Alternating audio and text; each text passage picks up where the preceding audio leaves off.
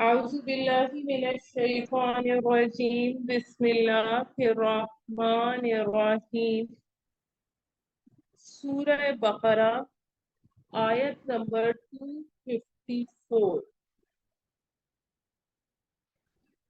یا ایہا الذین آمنوا اے لوگو جو ایمان لائے ہو انفقو نون فا قاف اس کا روٹ ورڈ ہے خرچ کرو مما اس میں سے جو رزقناکم رزق دیا ہم نے تم سب کو من قبلی اس سے پہلے ان کے این یاتیا کے معنی ہے آ جائے الف تا یا اس کا روٹ ورڈ ہے یومن وہ دن لا نہیں بیعن خرید و فروخت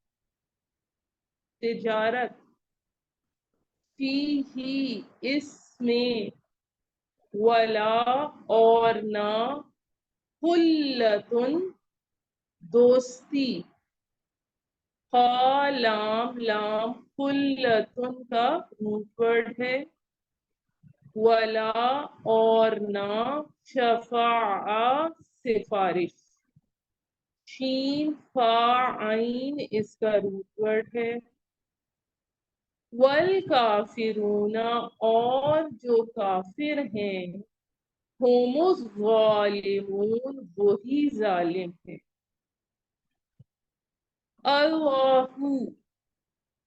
اللہ کا روٹ ورڈ ہے الف لام ہا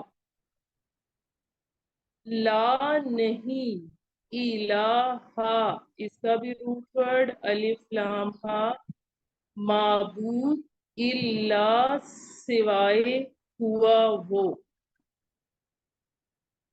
الحی ہا یا اس کا روٹ ورڈ ہے زندہ ہے حی القیوم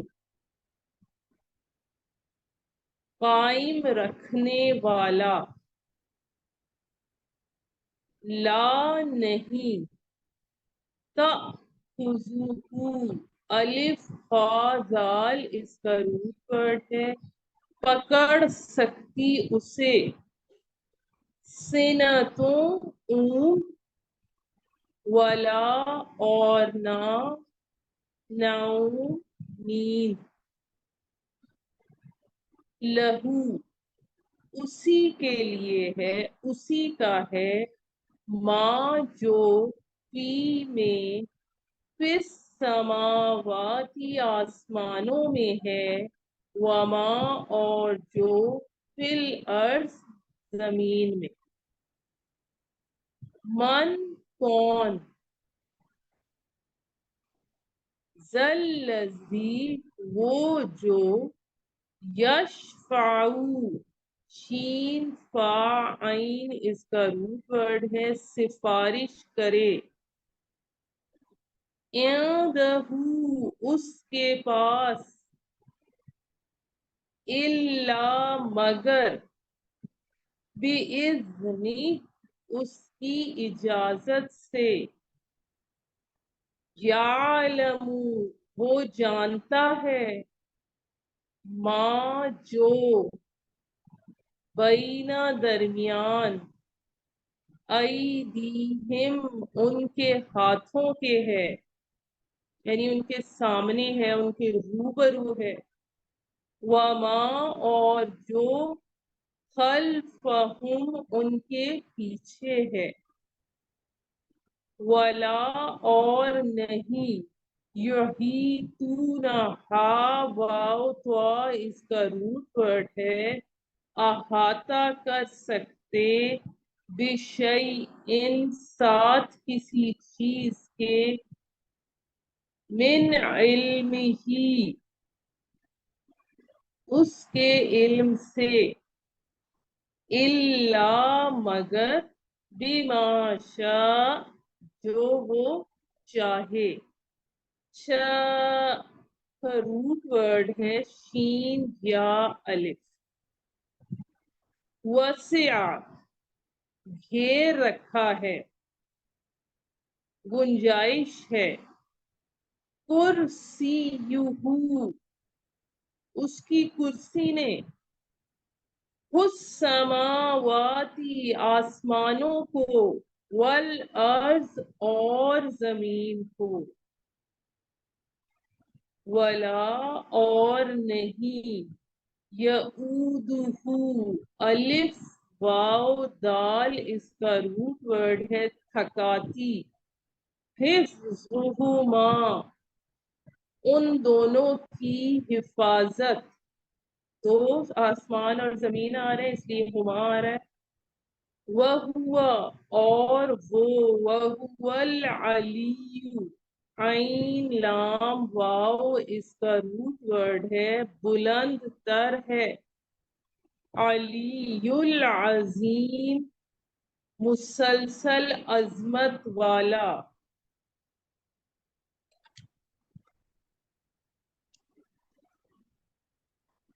ला नहीं। इकराहा काफ राहा इसका रूट वर्ड है जबरदस्ती। कराहत से निकला है ये। फिर दीन दीन में। कद तहकीक तबयना वाज़े हो गई है। बा या नून। तबयना रुश्दु हिदायत। मिनल गई गुमराही से। गई का रूट वर्ड है गैन वाओ या। फमन बस जो कोई। फमन यकफुर कुफर करे ना माने। बित्तागूती तौगीन या इसका रूट वर्ड है तागूत को। इसम है ये। वह यानी गुमराह करने वालों को तुगयानी से निकला है ये। वयुमिम और ईमान लाए। बिल्लाही अल्लाह पर। फकदिस तमसका बस उसने थाम लिया। मीम सीन काफ इसका रूट वर्ड है बिल उर्वती। एंड रा वाओ इसका रूट वर्ड है इसम है कड़ा। बिल उर्वती साथ कड़ा। उर्वतिल वुस्का वाओ सा काफ इसका रूट वर्ड है मजबूत। उर्वती का आप हल्का भी लिख सकते हैं लफ्जी मानी कड़ा है। लफिसामा फा स्वाद मीम इसका रूट वर्ड है इसम है इसके मानी है टूटना। नहीं टूटना लहा उसके लिए। वल्लाहु और अल्लाह समीउन मुसलसल सुनने वाला। अलीमुन सब कुछ जानने वाला है। अल्लाहु अल्लाह। वलीयु वाव लाम या इसका रूट वर्ड है वली है मददगार है। वलीयुल्लज़ीना आमनु ईमान वालों का। युखरिजुहुम खाराजीम इसका रूट वर्ड है वो निकालता है उन सबको। मिनज़्ज़ुलुमाती अंधेरों से। इलन नूर रोशनी की तरफ। वल्लज़ीना कफरू और वो लोग जो काफिर हुए। औलियाउहुम वाव लाम या इसका रूट वर्ड है दोस्त है उनका। औलियाउहुम त्वागूत, शैतान, युखरिजूनहुम, वो निकालता है उन सब को, मिनन नूरी, नूर से, इला ज़ुलुमात, अंधेरों की तरफ। उलाइका, यही लोग हैं, अस्हाबुन नार, दोजख वाले, आग वाले, हम, वो सब, फीहा, इसमें, खालिदून, हमेशा रहने वाले हैं।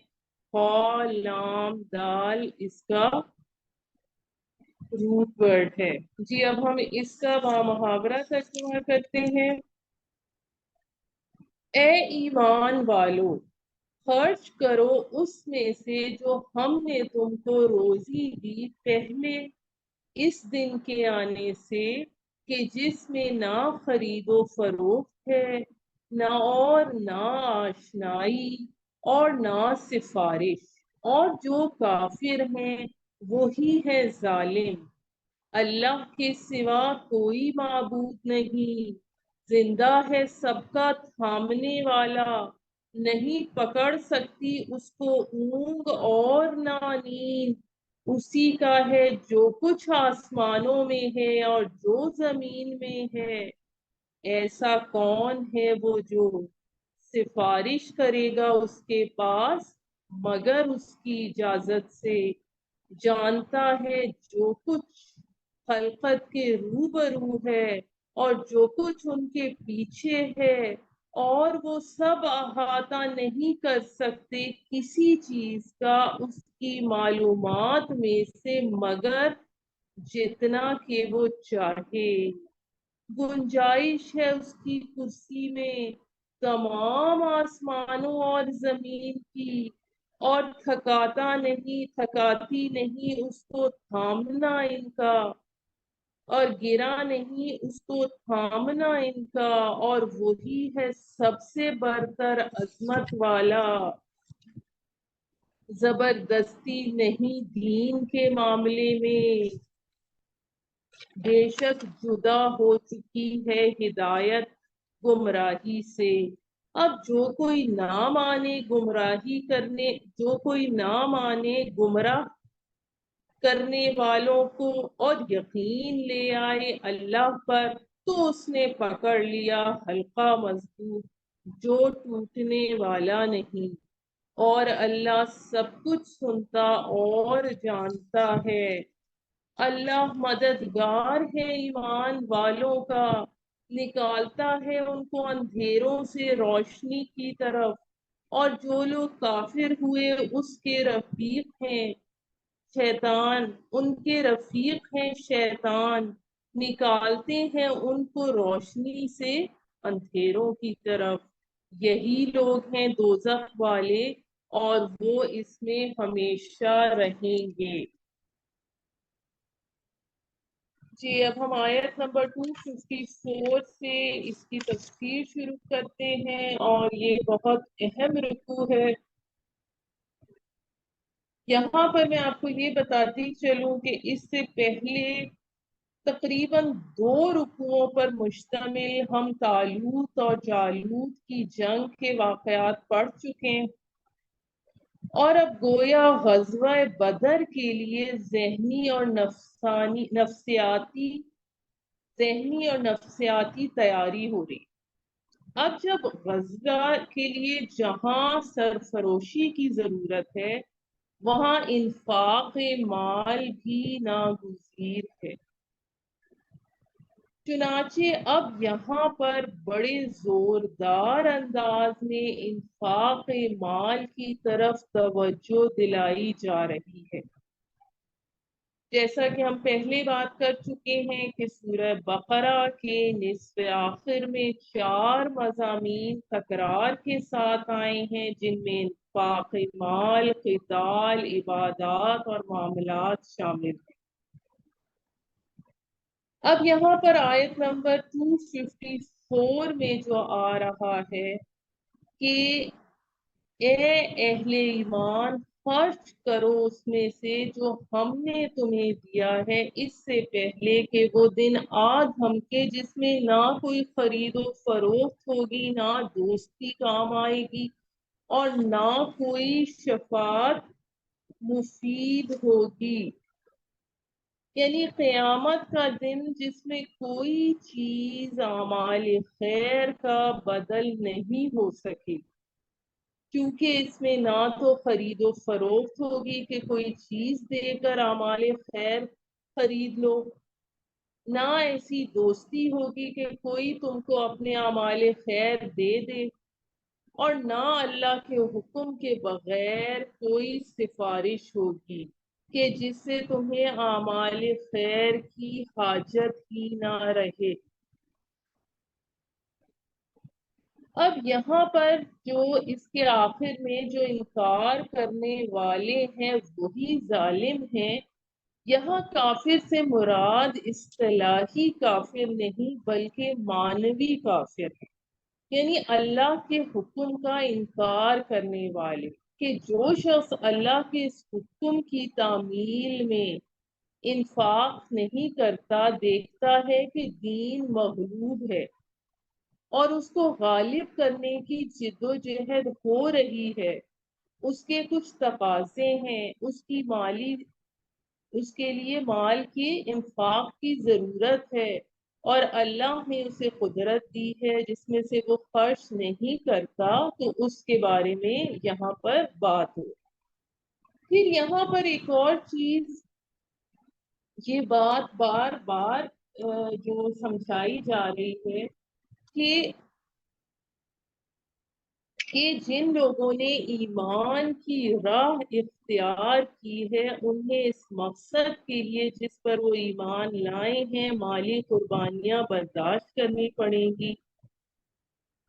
اس سے مراد جو لوگ نہیں قربانی دیتے وہ لوگ ہیں جو اپنے مال کو زیادہ اہم سمجھتے ہیں، جو خدا کے حکم کی اطاعت سے انکار کر کے اپنے مال کو اس کی خوشنودی سے عزیز رکھیں۔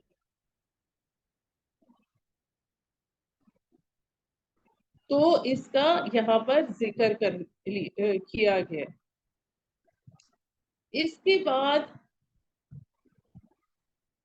اس میں یہ بات بھی بہت واضح کی گئی ہے کہ جس طرح یہود و نصارہ اور کفار اور مشرکین اپنے پیشواؤں یعنی نبیوں، ولیوں، بزرگوں، پیروں، مرشدوں کے بارے میں یہ عقیدہ رکھتے تھے کہ اللہ پر ان کا اتنا اثر ہے کہ وہ اپنی شخصیت کے دباؤ سے اپنے پیروکاروں کے بارے میں جو بات چاہیں اللہ سے منوا سکتے ہیں اور منوا لیتے ہیں، اور اسی کو وہ شفاعت کہتے تھے۔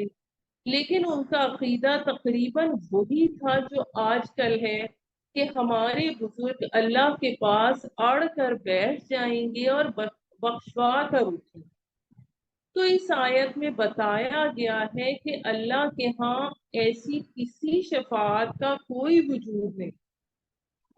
پھر اس کے بعد آیت الکرسی اور دوسری متعدد آیات اور احادیث میں یہ بات واضح ہوتی ہے کہ اللہ کے ہاں ایک دوسری قسم کی شفاعت بے شک ہوگی، مگر یہ شفاعت وہی لوگ کر سکیں گے جنہیں اللہ اجازت دے گا، اور صرف اسی بندے کے بارے میں کر سکیں گے جس کے لیے اللہ اجازت دے گا، اور اللہ صرف اور صرف اہل توحید کے بارے میں اجازت دے۔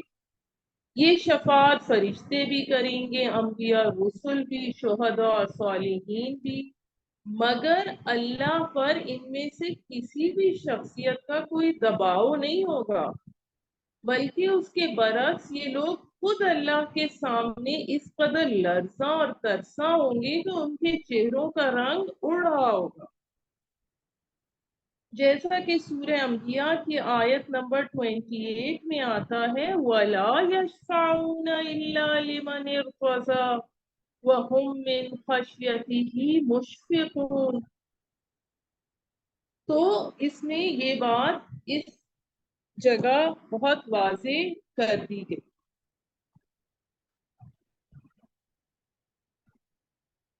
پھر اس کے بعد ہمارے پاس یہاں پر وہ آیت آ رہی ہے جو از روئے فرمان نبی قرآن حکیم کی عظیم ترین آیت یعنی آیت الکرسی ہے، آیت الکرسی ہے، اور سورہ بقرہ میں حکمت کے بڑے بڑے موتی اور بڑے بڑے پھول ہیں۔ اور اب یہ آیت الکرسی جو توحید کے عظیم خزانوں میں سے ہے، نبی کریم صلی اللہ علیہ وآلہ وسلم نے اسے تمام آیات قرآنی کی سردار قرار دیا ہے۔ حضرت ابو ہریرہ رضی اللہ تعالیٰ عنہ سے روایت ہے کہ نبی صلی اللہ علیہ وآلہ وسلم نے ارشاد فرمایا، ہر شے کی ایک چوٹی ہوتی ہے اور یقیناً قرآن حکیم کی چوٹی سورہ بقرہ ہے۔ اس میں ایک آیت ہے جو آیات قرآنی کی سردار ہے اور یہ آیت الکرسی ہے۔ اب یہاں پر میں آپ کو یہ بھی بتاتی چلوں کہ آیت الکرسی اور سورہ اخلاص میں ایک نسبت ہے۔ سورہ اخلاص 4 آیات پر مشتمل ایک چھوٹی سورت ہے اور آیت الکرسی ایک طویل سورت۔ سورہ اخلاص توحید کا عظیم ترین خزانہ ہے اور توحید کے موضوع پر قرآن حکیم کی جامع ترین صورت ہے۔ چنانچہ نبی کریم صلی اللہ علیہ وآلہ وسلم نے اسے ثلث القرآن قرار دیا ہے، جبکہ توحید اور خاص طور پہ توحید فی صفات کے موضوع پر قرآن کریم کی عظیم ترین آیت یہ آیت الکرسی ہے، جس کے شروع میں اللہ تعالیٰ فرماتے ہیں کہ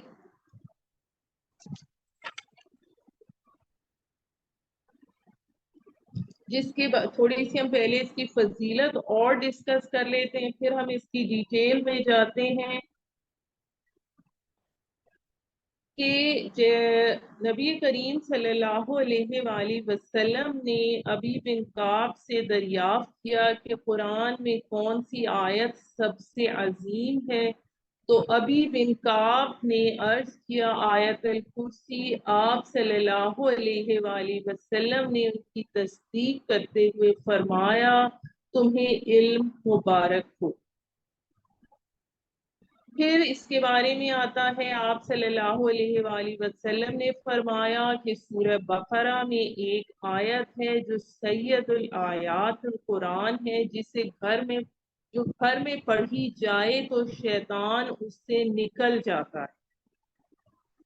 پھر حدیث میں آتا ہے کہ جو شخص ہر نماز فرض کے بعد آیت الکرسی پڑھے گا تو اس کو جنت میں داخل ہونے کے لیے سوائے موت کے کوئی چیز مانے نہیں ہے، یعنی موت کے بعد فوراً وہ جنت کے آثار اور راحت اور آرام کا مشاہدہ کرنے لگے گا۔ اب اس آیت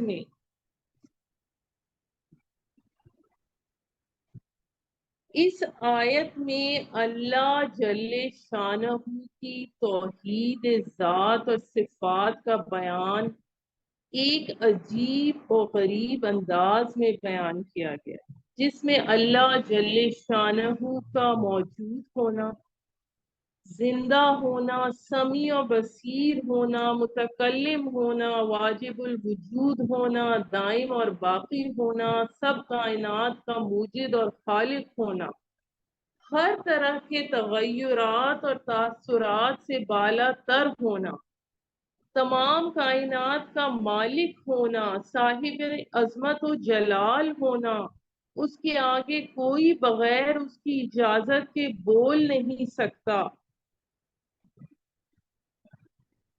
پھر ایسی قدرت کاملہ کا مالک ہونا کہ سارے عالم اور اس کی کائنات کو پیدا کرنے، باقی رکھنے اور ان کا نظام قائم رکھنے سے اس کو کوئی تھکان پیش نہیں آتی۔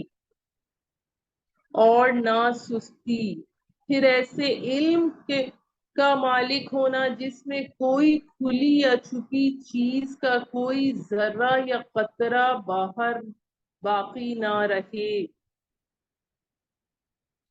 اب جب ہم اس کو آیت الکرسی کو دیکھتے ہیں تو اس میں 10 جملے۔ پہلا جملہ ہے اللہ لا الہ الا ہو، اللہ اس میں ذات ہے، اور اس کے معنی وہ ذات جو تمام کمالات کی جامع اور تمام نقائص سے پاک ہے۔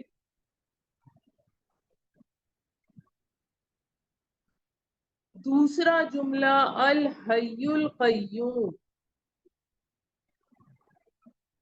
یعنی کہ وہ از خود زندہ ہے، اس کی زندگی مستعار نہیں ہے، یعنی مانگی ہوئی نہیں ہے، اس کی زندگی ہماری زندگی کی مانند نہیں ہے، کسی کی دی ہوئی نہیں ہے، اس کی زندگی میں کوئی ضعف، کوئی کمزوری، کوئی احتیاج نہیں ہے، بلکہ وہ خود اپنی جگہ زندہ و جاوید ہستی ہے، اور باقی ہر شے کا وجود اس کے حکم سے قائم ہے، تو وہ القیوم ہے، اس کے اذن کے بغیر کوئی شے قائم نہیں۔ سورہ اخلاص میں اللہ تعالیٰ کے لیے 2 الفاظ الاحد اور الصمد آئے ہیں۔ وہ اپنے لیے احد، لیکن باقی پوری کائنات کے لیے الصمد ہے۔ اسی طرح وہ از خود حی ہے اور باقی پوری کائنات کے لیے القیوم ہے۔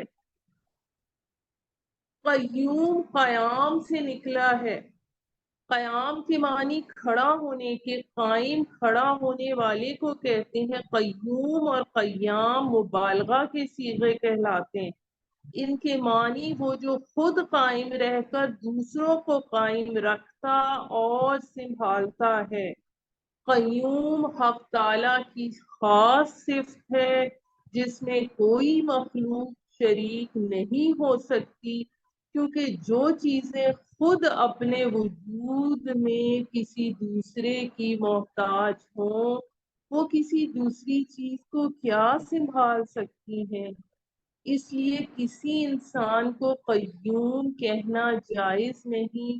جو لوگ عبد القیوم کے نام کو بگاڑ کر صرف قیوم بولتے ہیں وہ گناہگار ہوتے ہیں۔ پھر میں آپ کو یہ بتا دوں کہ حی قیوم، جس طرح ہم یا حی یا قیوم کا یہ جو مجموعہ ہے، یہ اس کے بارے میں رائے یہ ہے کہ یہ اسم اعظم ہے، یعنی جس کے بعد دعا قبول ہوتی ہے۔ غزوہ بدر میں ایک وقت یہ تھا کہ نبی حضرت علی کہتے ہیں کہ میں نے یہ چاہا کہ آپ صلی اللہ علیہ وآلہ وسلم کو دیکھوں کہ آپ کیا کر رہے ہیں، پہنچا تو دیکھا کہ آپ سجدے میں پڑے بار بار یا حیو یا قیوم یا حیو یا قیوم کہہ رہے ہیں۔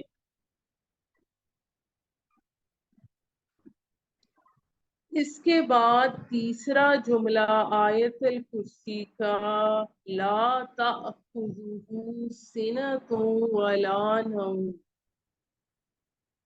سنۃ اونگ کو کہتے ہیں جو نیند کے ابتدائی آثار ہوتے ہیں، اور نوم مکمل نیند کو۔ اور اس جملے کا مفہوم یہ ہے کہ اللہ جل شانہ اونگ اور نیند سب سے بری اور بالا تر ہے۔ جب یہ بتایا گیا کہ اللہ تعالی جو ہے قیوم ہے، یعنی سارے آسمانوں اور زمینوں کو تھامے ہوئے سنبھالے ہوئے ہے، ساری کائنات اس کے سہارے سے قائم ہے، تو ایک انسان کا خیال اپنی جبلت اور فطرت کے مطابق اس طرح جاتا ہے کہ جو ذات اتنا بڑا کام کر رہی ہے اس کو کسی وقت تھکان بھی ہونی چاہیے، کچھ وقت اس کو آرام بھی کرنا چاہیے۔ تو اس کے حوالے سے یہ بتایا جا رہا ہے، جیسا کہ بائبل کا یہ بیان ہے کہ اللہ تعالیٰ نے 6 دن میں زمین اور آسمان کو پیدا کیا اور 7ویں دن آرام کیا۔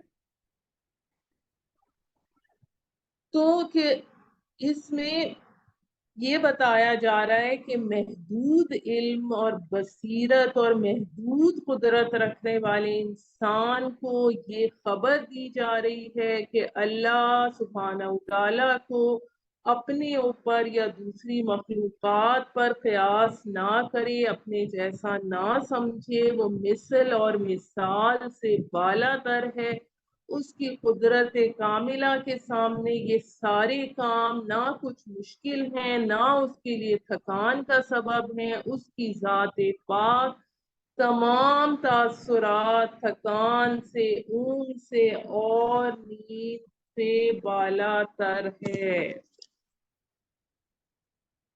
اس کے بعد چوتھا جملہ آیت الکرسی کا ہمارے پاس لہو ما فی السماوات وما فی الارض، یعنی تمام چیزیں جو آسمان اور زمین میں ہیں سب اللہ تعالی کی مملوک ہیں،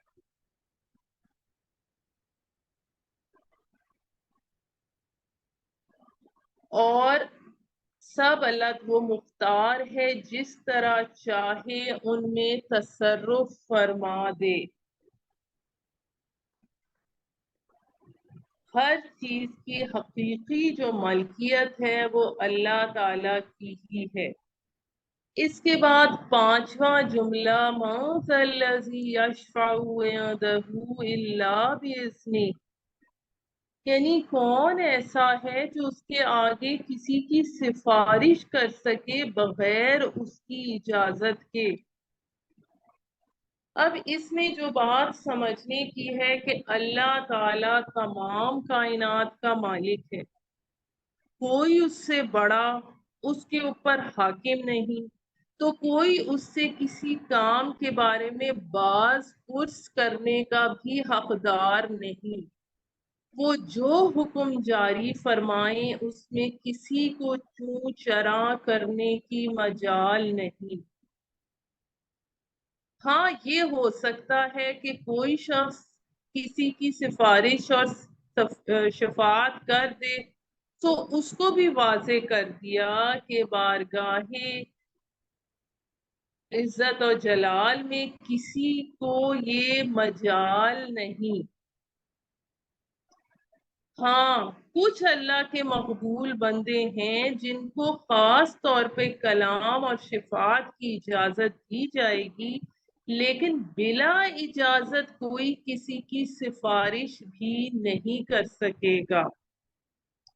جیسا کہ حدیث میں ہے کہ نبی کریم صلی اللہ علیہ وآلہ وسلم نے فرمایا، محشر میں سب سے پہلے میں ساری امتوں کی شفاعت کروں گا، اور اسی کا نام مقام محمود ہے جو آپ صلی اللہ علیہ وآلہ وسلم کی خصوصیات میں سے ایک ہے۔ یہاں ہم اس بات کو بھی ڈسکس کرتے چلیں کہ سورہ بقرہ میں اس سے پہلے 3 مرتبہ قیامت کے روز کسی شفاعت کا دو ٹوک انداز میں انکار کیا گیا ہے کہ کوئی شفاعت نہیں۔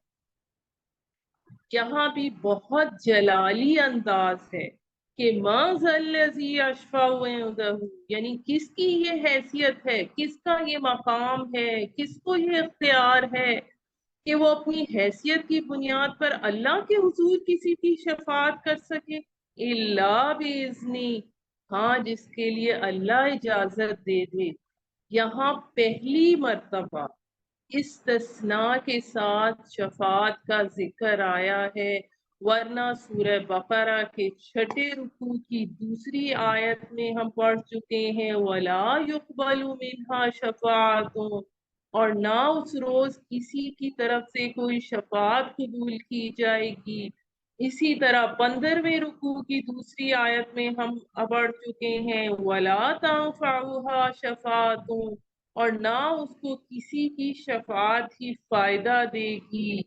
اور اب اس رکوع کی پہلی آیت میں آ چکا ہے ولا شفاعت، نہ کوئی شفاعت مفید ہوگی، لیکن یہاں ایک استثناء بیان کیا جا رہا ہے کہ جس کو اللہ کی طرف سے اجازت ہو شفاعت کی، وہ اس کے حق میں شفاعت کر سکے گا جس کے لیے اجازت ہو۔ اب اس کو آپ اس طریقے سے سمجھ سکتے ہیں کہ عام طور پہ دنیا میں کیا ہوتا ہے کہ ہم کسی کی سفارش کرتے ہیں تو کہتے ہیں کہ بھائی میں اس شخص کو بہتر جانتا ہوں، اصل میں یہ جیسا نظر آتا ہے ویسا نہیں، اس کے بارے میں جو معلومات آپ تک پہنچی ہیں وہ حقیقت پر مبنی نہیں، اصل حقائق کچھ اور ہے، میں آپ کو بتا دوں۔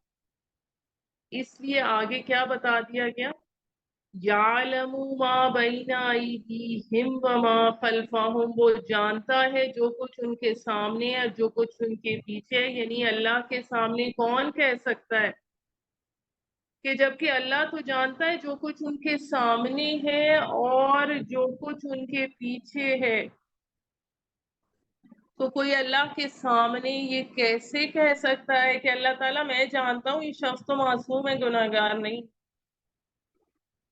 پھر یہاں پہ یہ جو چھٹا جملہ ہے ہمارے پاس، یعنی جو ان کے آگے ہے اور جو ان کے پیچھے ہے، اس کے بارے میں مختلف رائے آئی ہیں کہ اس کا کیا کیا مفہوم ہے۔ اس سے مراد ان کے پیدا ہونے سے پہلے اور پیدا ہونے کے بعد کے حالات و واقعات حق تعالیٰ کے علم میں ہیں، اور اس سے یہ بھی مراد ہو سکتا ہے کہ آگے سے مراد وہ حالات ہوں جو انسان کے لیے کھلے ہوئے ہیں اور پیچھے سے مراد چھپے ہوئے واقعات اور حالات ہوں۔ یعنی انسان کا علم تو بعض چیزوں پر ہے اور بعض چیزوں پر نہیں، کچھ چیزیں اس کے سامنے کھلی ہیں، کچھ چھپی ہیں، مگر اللہ تعالیٰ تو کے لیے تو سب چیزیں برابر ہیں، اس کا علم سب چیزوں پر یکساں ہے، محیط ہے۔ یعنی کہ اس کے بعد جو ہمارے پاس 7واں جملہ آتا ہے وَلَا يُحِيطُونَ بِشَيْءٍ مِّنْ عِلْمِهِ إِلَّا بِمَا شَاءَ، یعنی انسان اور تمام مخلوقات اللہ کے علم کے کسی حصے کا بھی احاطہ نہیں کر سکتے مگر اللہ تعالیٰ ہی خود جس کو جتنا حصہ علم عطا کر دیں، صرف اتنا ہی علم اس کو مل سکتا ہے۔ تمام کائنات کے ذرے ذرے کا علم محیط صرف اللہ تعالیٰ کی خصوصی صفت ہے، انسان یا کوئی مخلوق اس میں شریک نہیں ہو سکتے۔ پھر اس بات کو سمجھیں، ہر ایک کے پاس جو علم ہے، جس مخلوق کے پاس بھی ہو، وہ اللہ کا دیا ہوا ہے، وہ عطائی علم ہے۔ بڑے سے بڑا ولی ہو، بڑے سے بڑا رسول، بڑے سے بڑا فرشتہ، اس کا علم محدود ہے۔ جیسے ہم چوتھے رکوع میں پڑھ آئے ہیں جو فرشتوں نے کہا تھا لا علم لنا الا ما علمتنا۔ پھر اس کے بعد ہمارے پاس جو 8واں جملہ ہے اس کا وَسِعَ كُرْسِيُّهُ السَّمَاوَاتِ وَالْأَرْضِ، یعنی اس کی کرسی اتنی بڑی ہے جس کی وسعت کے اندر 7 آسمان اور زمین سمائے ہوئے ہیں۔ اب اس کے بارے میں مختلف رائے ہیں، میں آپ کو بیان کرتی ہوں۔ عرش اور کرسی بہت عظیم الشان جسم ہے جو تمام آسمان اور زمین سے بدرجہ بڑے۔ حضرت ابو ذر غفاری رضی اللہ تعالیٰ عنہ نے حضور صلی اللہ علیہ وآلہ وسلم سے دریافت کیا کہ کرسی کیا اور کیسی ہے۔ آپ صلی اللہ علیہ وآلہ وسلم نے فرمایا، قسم ہے اس ذات کی جس کے قبضے میں میری جان ہے کہ ساتوں آسمان اور زمینوں کی مثال کرسی کے مقابلے میں ایسی ہے جیسے ایک بڑے میدان میں کوئی حلقہ یعنی انگوٹھی جیسی چیز پھینک دی جائے۔ تو پھر کرسی کے جو مختلف مفہوم ہیں، اس سے مراد یہ بھی رائے آتی ہے کہ یہ اس کا اقتدار، اس کی قدرت اور اس کا اختیار یعنی اتھارٹی جو ہے وہ پوری کائنات پر حاوی ہے۔ یہ بھی ممکن ہے کہ اللہ تعالیٰ کے اقتدار کی علامت کے طور پر واقعتاً کوئی مجسم شے ہو جسے ہم کرسی کہہ سکیں۔ یہ دونوں چیزیں اللہ کے عرش اور کرسی کے بارے میں ہو سکتی ہیں، یعنی کوئی مجسم حقیقت ہو جو ہمارے ذہن اور تخیل سے ماوراء ہے۔ اور یہ بھی ہو سکتا ہے کہ استعارتاً مراد ہو کہ اس کا اختیار اور اقتدار آسمان اور زمین پر چھایا ہوا ہے۔ کرسی سے بعض نے قدم رکھنے کی جگہ، بعض نے علم، بعض نے قدرت اور عظمت، بعض نے بادشاہی، بعض نے عرش مراد لیا ہے۔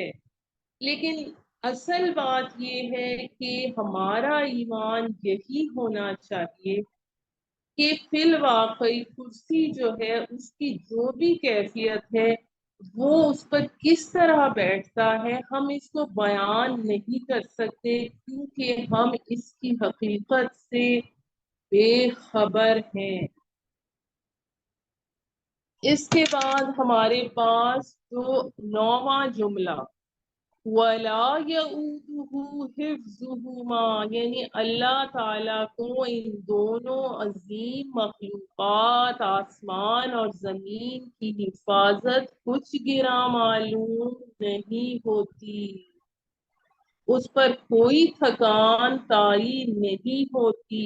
اور 10واں جملہ ہے وَهُوَ الْعَلِيُّ الْعَظِيمُ، یعنی پچھلے 9 جملوں میں اللہ تعالیٰ کی ذات اور صفات کے جو کمالات بیان ہوئے ہیں ان کو دیکھنے یا سمجھنے کے بعد ہر عقل رکھنے والا انسان یہی کہنے پر مجبور ہے کہ ہر طرح کی عزت، عظمت، بلندی، برتری کی مالک صرف وہی ذات پاک ہے۔ اب ہمارے پاس یہ آیت الکرسی جو تمام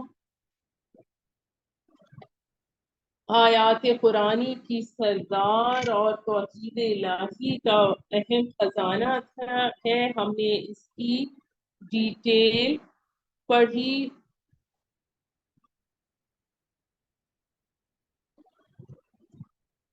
اور اس کے بعد ہم اس سے اگلی آیت کی تفسیر شروع کرتے ہیں، جس میں ہمارے پاس آتا ہے کہ لا اکراہ فی الدین، دین میں کوئی جبر نہیں۔ اس سے مراد یہ ہے کہ مسلمان مملکت میں رہنے والے اہل کتاب اگر وہ جزیہ ادا کرتے ہوں تو انہیں قبول اسلام پر مجبور نہیں کیا جائے گا، لیکن یہ آیت حکم کے اعتبار سے عام ہے، یعنی کسی پر بھی قبول اسلام کے لیے جبر نہیں کیا جائے گا، کیونکہ اللہ تعالیٰ نے ہدایت اور گمراہی کو واضح کر دیا ہے۔ تاہم کفر اور شرک کے خاتمے اور باطل کا زور توڑنے کے لیے جہاد ایک الگ اور جبر اور اکراہ سے مختلف چیز ہے۔ مقصد کیا ہے کہ معاشرے سے اس قوت کا زور اور دباؤ ختم کرنا ہے جو اللہ کے دین پر عمل اور اس کی تبلیغ کی راہ میں رکاوٹ بنتی ہو۔ یعنی ہر شخص اپنی آزاد مرضی سے چاہے تو اپنے کفر پر قائم رہے اور چاہے تو اسلام میں داخل ہو جائے، لیکن چونکہ روڑا بننے والی طاقتیں رہ رہ کر ابھرتی ہیں، اس لیے جہاد کا حکم ہے اور اس کی ضرورت بھی قیامت تک رہے گی، جیسا کہ حدیث میں ہے کہ جہاد قیامت تک جاری رہے گا۔ آپ صلی اللہ علیہ وآلہ وسلم نے کافروں اور مشرکوں سے جہاد کیا ہے اور فرمایا ہے کہ مجھے حکم دیا گیا ہے کہ میں لوگوں سے اس وقت تک جہاد کروں جب تک کہ وہ لا الہ الا اللہ اور محمد رسول اللہ کا اقرار نہ کر لیں۔ اسی طرح سزائے ارتداد یعنی مرتد کی سزا بھی اس سے کوئی آیت سے ٹکراؤ نہیں ہے۔ اس سے بھی مراد جبر اور اکراہ نہیں ہے بلکہ اسلامی ریاست کی نظریاتی حیثیت کا تحفظ ہے۔ ایک اسلامی مملکت میں کافر کو اپنے کفر پر تو قائم رہنے کی اجازت دی جا سکتی ہے، لیکن جب ایک بار وہ اسلام میں داخل ہو جائے پھر اس سے بغاوت اور انحراف کر لے تو اس کی اجازت نہیں دی جا سکتی، لہٰذا وہ خوب سوچ سمجھ کر اسلام لائے۔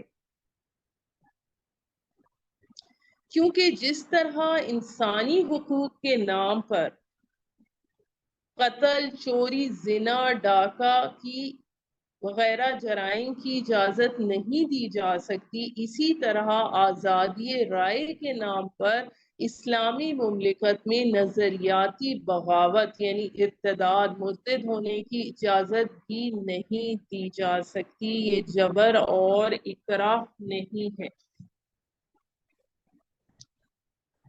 پھر ہمارے پاس اس کے بعد آتا ہے کہ جو کوئی بھی طاغوت کا انکار کرے، کیونکہ اللہ پر ایمان لانے سے پہلے طاغوت کا انکار ضروری ہے۔ جیسے کلمہ طیبہ لا الہ الا اللہ میں پہلے ہر الہ کی نفی کی گئی، پھر اللہ کا اثبات ہے۔ طاغوت طغا سے ہے یعنی سرکش، جس نے اپنی حاکمیت کا اعلان کیا وہ طاغوت ہے، جس نے غیر اللہ کی حاکمیت کو تسلیم کیا وہ بھی طاغوت ہے، اور غیر اللہ کی حاکمیت کے تحت بننے والے ہر چیز طاغوت ہے۔ طاغوت کا لفظ طغیانی سے نکلا ہے، یعنی دریا جب اپنی حدوں سے باہر نکلتا ہے تو یہ طغیانی ہے۔ طغا اور بغا دونوں بڑے قریب کے الفاظ ہیں جن کا معنی طغیانی اور بغاوت ہے۔ اور یعنی جو طاغوت سے انکار کرے اور اللہ پر ایمان لائے، طاغوت سے دوستی اور اللہ پر ایمان دونوں چیزیں اکٹھی نہیں ہو سکتی، کہ اللہ کے دشمنوں سے بھی یارہ نہ ہو اور اللہ کے ساتھ وفاداری کا بھی دعویٰ ہو، تو جب کیونکہ اللہ تعالیٰ تو حنیفم مسلمن کامل یکسوئی کے ساتھ اطاعت شعاری کا مطالبہ کرتا ہے، تو پھر جس شخص نے مضبوط کڑا تھام لیا، حلقہ تھام لیا، یعنی جس شخص نے یہ کام کیا کہ طاغوت کی نفی کی، اللہ پر ایمان لایا، اس نے ایک مضبوط کنڈا تھام لیا، یعنی اسلام کو مضبوط پکڑنے والا ہلاکت اور محرومی سے محفوظ رہتا ہے۔ اس لیے اس کو ایسے شخص سے تشبیہ دی گئی جو کسی مضبوط رسی کا حلقہ ہاتھ میں مضبوط تھام کر گرنے سے بچا رہتا ہے، اور جس طرح ایسی رسی کے ٹوٹ کر گرنے کا خطرہ نہیں اور یوں کوئی رسی ہی چھوڑ دے تو اور بات ہے، اسی طرح اسلام میں کسی قسم کی ہلاکت نہیں۔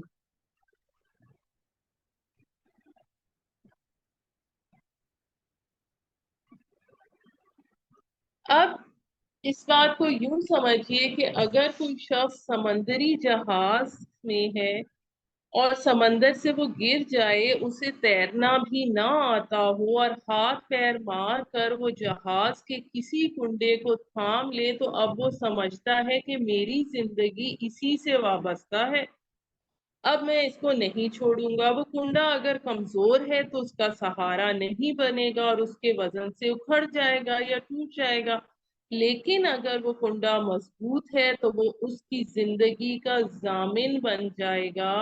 تو فرمایا کہ طاغوت کا انکار کر کے اللہ پر ایمان لانے والے شخص نے بہت مضبوط کنڈے پر ہاتھ ڈال دیا ہے جو کبھی ٹوٹنے والا نہیں۔ آپ صلی اللہ علیہ وآلہ وسلم نے ایک خطبے میں فرمایا، تمام کنڈوں میں سب سے مضبوط کنڈا تقوی کا ہے، لہذا اس کو مضبوطی کے ساتھ تھامنے کی ضرورت ہے۔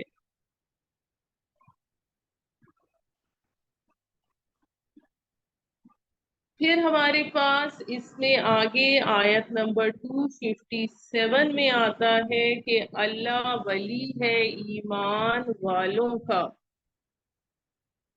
یعنی ایمان در حقیقت اللہ اور بندے کے درمیان ایک دوستی کا رشتہ قائم کرتا ہے، اور یہ دوستی دو طرفہ ہوتی ہے۔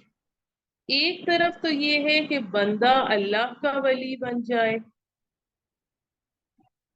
جیسا کہ سورہ یونس کی آیت نمبر 62 میں آتا ہے، الا ان اولیاء اللہ لا خوف علیہم ولا هم يحزنون الذین آمنوا وكانوا يتقون۔ یاد رکھو اللہ کے دوستوں کے لیے نہ تو کسی طرح کا خوف ہے اور نہ وہ غمگین ہوں گے، یہ وہ لوگ ہیں جو ایمان لائے اور انہوں نے تقوی اختیار کیے، اور وہ انہیں نکالتا ہے تاریکیوں سے نور کی طرف۔ قرآن میں نور ہمیشہ واحد آتا ہے، انوار کا لفظ نہیں آتا، کیونکہ نور ایک حقیقت واحدہ ہے، لیکن ظلمات ہمیشہ جمع میں آتا ہے، کیونکہ تاریکی کے بہت سے شیڈز ہیں، ایک گہری تاریکی، ایک اس سے کم، ایک اس سے کم تر، کفر، شرک، مادہ پرستی، یہ مختلف قسم کی تاریکیاں ہیں۔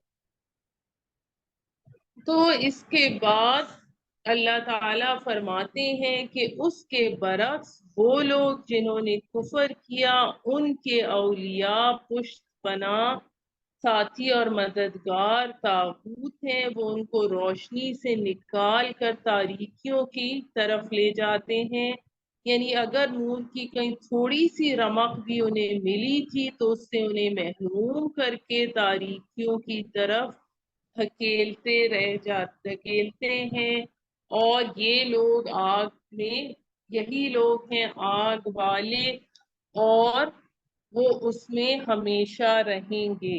اس سے ہمیں یہ بھی پتہ چلتا ہے کہ ایمان کا سب سے بڑی نعمت ہونے کا پتہ چلتا ہے، کفر کا سب سے بڑی مصیبت ہونا معلوم ہوا، اور یہ بھی پتہ چلتا ہے کہ کافروں کی دوستی میں بھی ظلمت ہے، اندھیرا ہے۔ سبحان ربک رب العزت عما یصفون والسلام علی المرسلین والحمد للہ رب العالمین۔